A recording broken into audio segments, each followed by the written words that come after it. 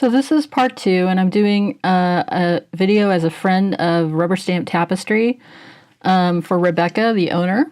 And I'm going today show you how to take clay.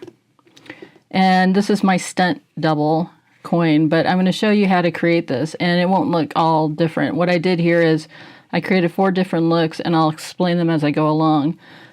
But I wanted to create something that would resemble, or I could resin afterwards and make into a coaster, or just for home decor. And again, home decor using these wonderful small stamps.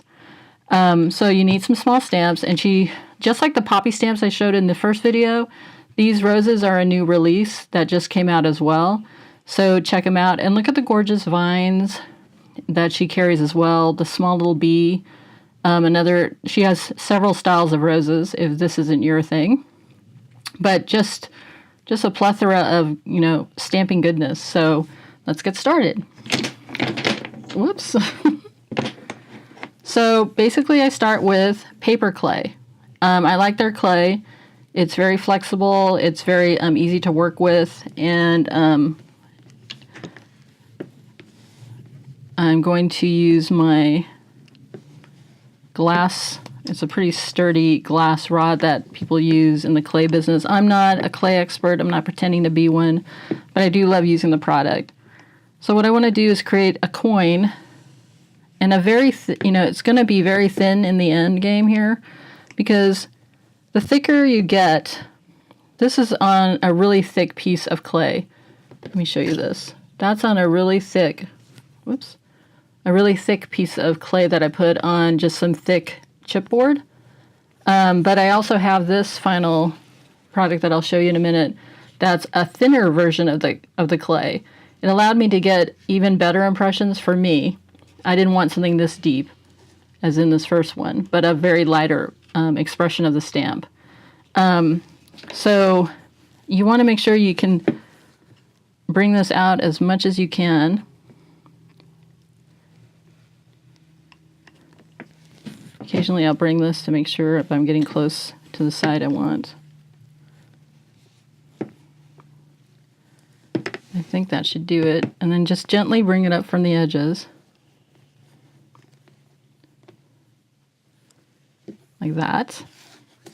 And then I'm going to lay this on the coin. And again, I'm going to take the same thing, and I'm going to gently, because if you go too hard, it's going to pull it up off the chipboard. So just, see, I started doing it. Just want to very gently get that to, and all else fails, use your fingers. But it's just a really gentle touch. And again, always practice. That's why I have stunt double coins everywhere. So then, what I'm going to do is just gently, I'm going to burnish off the sides. So I'm going to peel off all this extra, and don't waste it. Just roll it up and put it into a baggie. Once you open clay, obviously it doesn't last forever, so I always try to get the smaller bags of it for me, because I'm not always working with clay. So now I have my coin here, and I'm going to burnish these edges off. I don't know if you can see what I'm doing, but I'm just wrapping them around, just like if you were making kind of like if you're making pie. You're not crimping the edges, you're just trying to bring those edges up against, I'm trying not to do what I just did. You're just trying to bring those against the edge of the coin, see how I'm doing that? And so that it kind of helps seal the deal.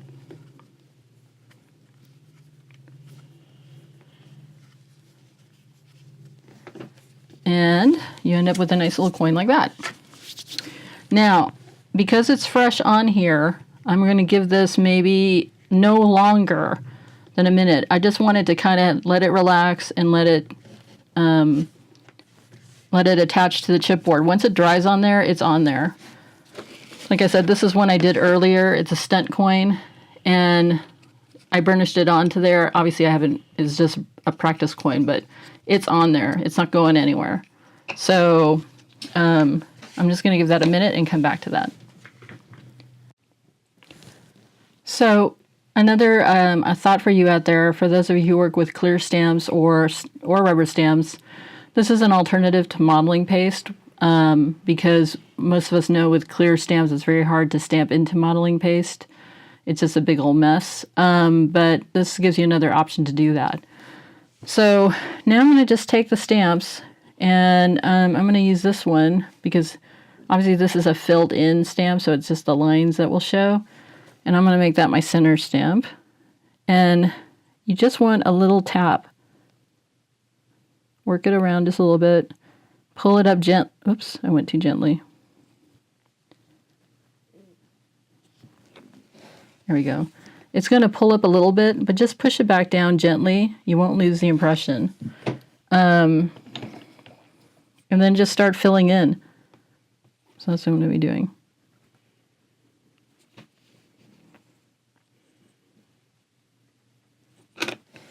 When you notice it come up, just bring it back down. It'll reattach itself, so don't go ah. I'm going to use this little stamp because again 3s are odds, and I want one right there. It came up a little bit. Just push it down. And push it down. I'm going to add some leaves. And again, the lines tell you what direction you're going to be in.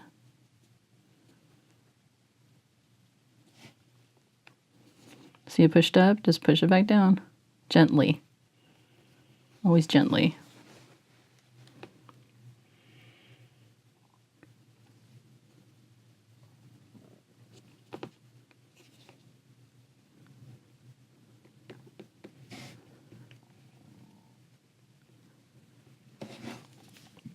And as you're going along, just make sure no clay gets stuck into the little pieces. You don't want that. So just have a handy wipe next to you. And if you notice that there's any clay, just wipe it on the handy wipe. Okay, now I'm going to bring in some vinage.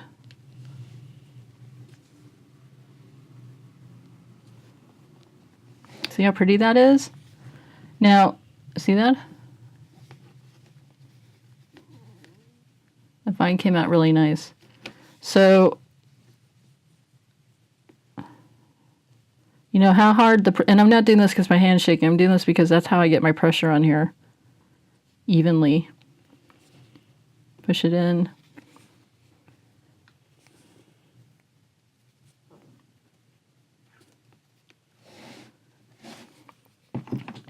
And then when you see yourself have like little gaps where you were like, oh, I should have connected that better or whatever, just take a little one. Just stick it in. The little ones tend to grip the clay a little bit more. So one thing you can do that I forgot to show you is if I don't want, see how that clay, by the way, got stuck on there? You don't want that. That'll mess up your stamp. So get that off as soon as possible. So I'm just stamping it on, this handy wipe. There. Now this is damp enough now from the handy wipe that I can go in here now again.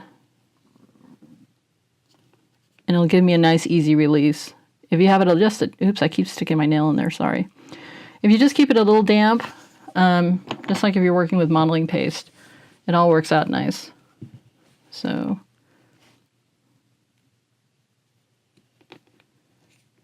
Again, that pushed up, and I'm pushing it back down.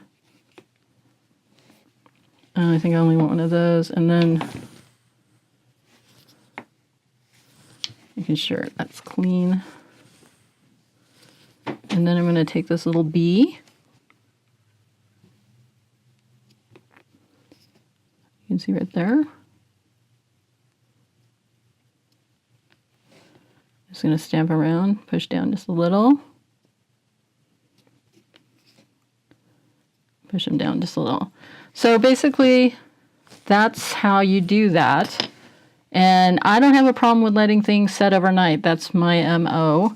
So I would just take this and now push it to the side. And depending on your climate, you know, it could dry very quickly. It could take it could take hours. So just let it dry and come back to it the next morning or the next day.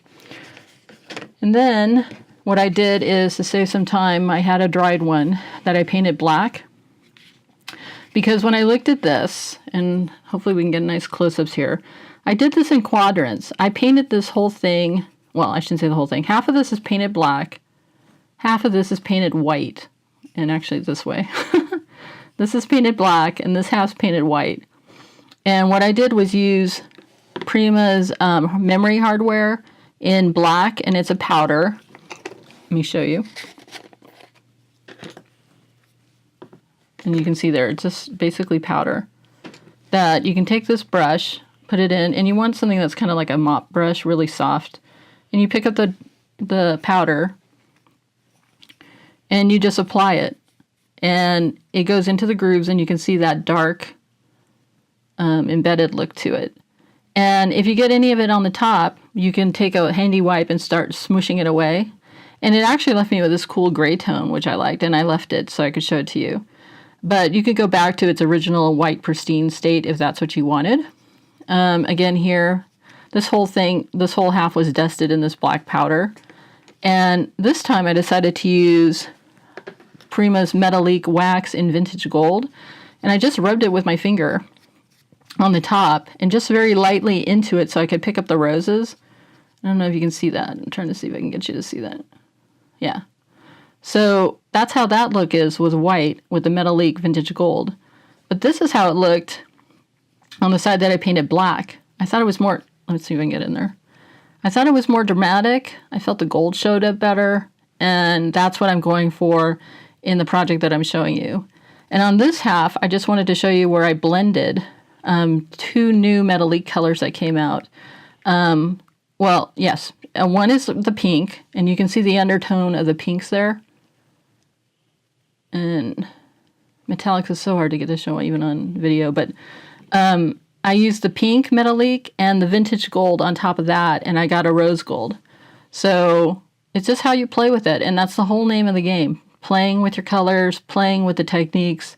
Don't feel frustrated if it doesn't work. It will. You just need to keep at it. They don't just happen the first time for me. So here we have it in black. Obviously, I don't need to use the powder.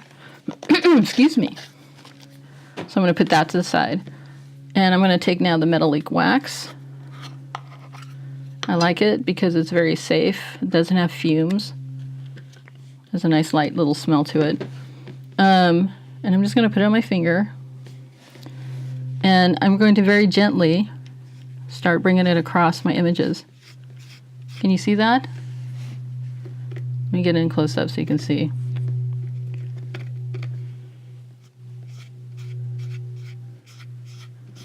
How dramatic is that?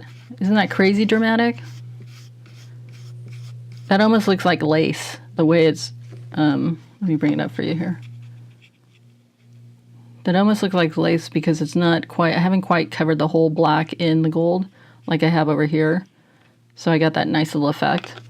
And again, it's just what you want, how you want it. And again, you're not mushing into this thing. The trick is don't mush, just lightly, like you don't want someone to feel that you're touching them. You just want very light strokes, and it'll pick up every one of those relief. Everything we embedded with the clay left an image. So you can see that the rose is starting to, let's see if I bring this closer. You can see here the rose is starting to show up, the inside of the ferns showing up, the rose, again the leaf. All those inside relief image portions are showing up. So the more you do to it, the more dramatic you can make it. And I'm going to just go ahead and even add more to it. Although I was happy with the other look too. But I just want you to see that there is no fear with this. You can just have as much fun as you want with it. They make these metallic colors in all of it. Silver, copper, brass, vintage, all sorts of stains. So let me bring that up here one more time. How gorgeous is that? So that's my dramatic project for Rubber Stamp Tapestry using their stamps.